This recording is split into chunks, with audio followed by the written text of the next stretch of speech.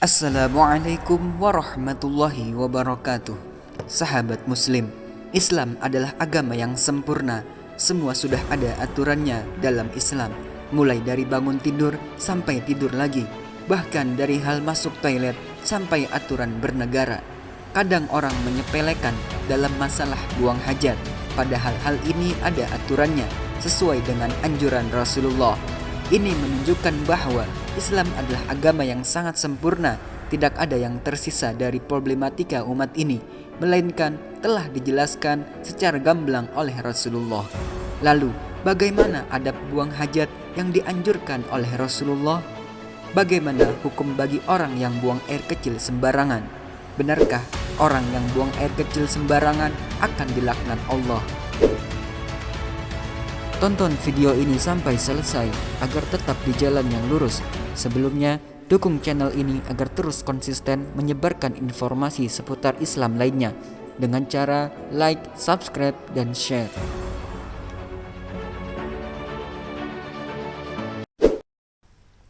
Adab buang hajat yang diajarkan Rasulullah.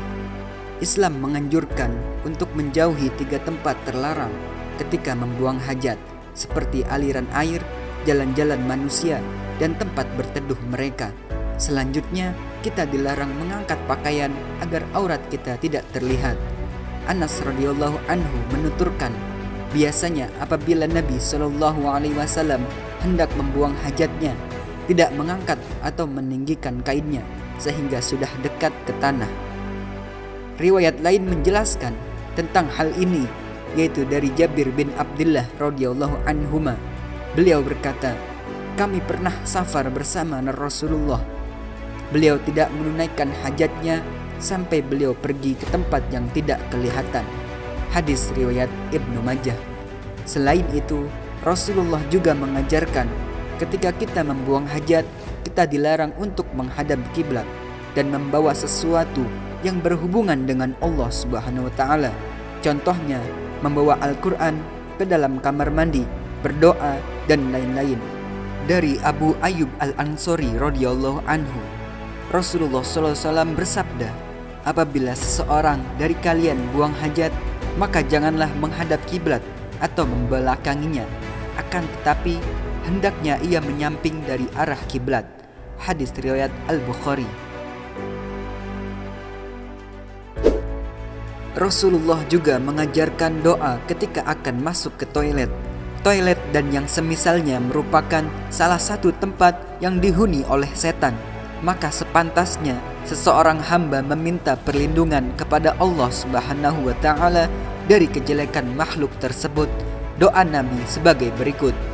Dengan menyebut nama Allah, ya Allah, sesungguhnya aku berlindung kepadamu dari kejelekan setan laki-laki dan setan perempuan. Hadis riwayat Al-Bukhari.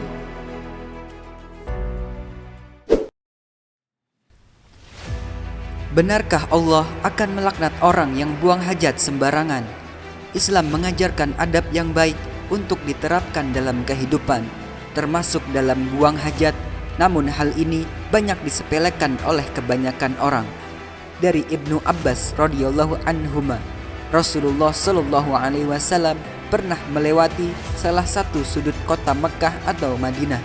Kemudian beliau mendengar ada 2 penghuni kubur yang disiksa. Kemudian beliau bersabda, mereka berdua disiksa. Mereka tidak disiksa untuk perkara yang berat ditinggalkan, namun itu perkara besar. Yang pertama, disiksa karena tidak hati-hati ketika kencing. Yang kedua, disiksa karena suka menyebarkan adu domba. Hadis riwayat Bukhari. Hal ini seringkali dianggap sepele, padahal pelanggaran ini merupakan sebab terbanyak yang menjerumuskan orang untuk mendapatkan siksa kubur. Dari Abu Hurairah radhiyallahu anhu, Rasulullah sallallahu alaihi wasallam bersabda, kebanyakan sebab siksa kubur adalah karena kencing. Hadis riwayat Ahmad. Nabi sallallahu alaihi wasallam pernah mengingatkan manusia untuk menghindari beberapa perbuatan, termasuk di antaranya adalah perbuatan 2 orang pengundang laknat. Bahwa Rasulullah Shallallahu Alaihi Wasallam bersabda, hati-hati kalian dari 3 sebab laknat. Apa gerangan sebab-sebab laknat itu ya Rasulullah? Tanya seorang sahabat.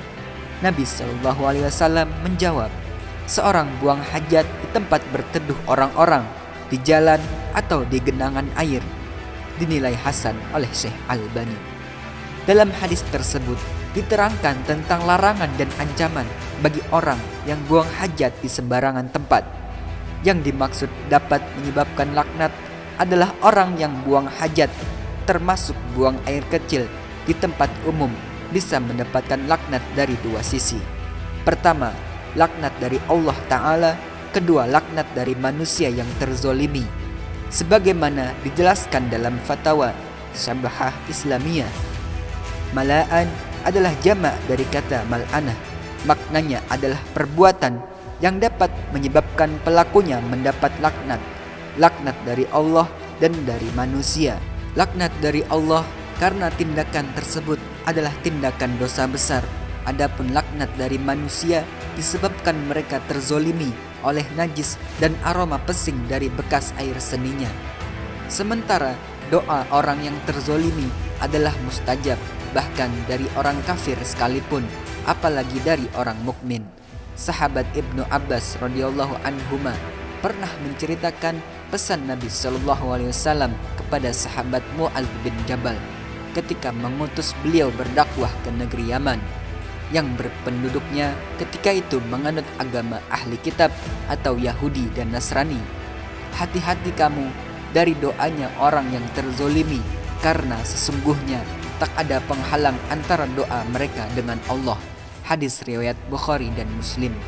Syekh Muhammad bin Shalih Al-Utsaimin rahimahullah menerangkan, jika Anda sebagai pihak terzolimi mendoakan keburukan kepada pelaku kezoliman, maka doa Anda akan diijabah Allah, meskipun seandainya pihak yang terzolimi itu adalah orang kafir. Anda zolimi orang kafir, lalu dia berdoa buruk untuk Anda, maka Allah akan kabulkan doanya, bukan karena sayang kepada kafir, tapi karena Allah sayang pada keadilan. Syarah Riyadhus Shalihin karya Ibnu Utsaimin. Wallahu a'lam bishawab.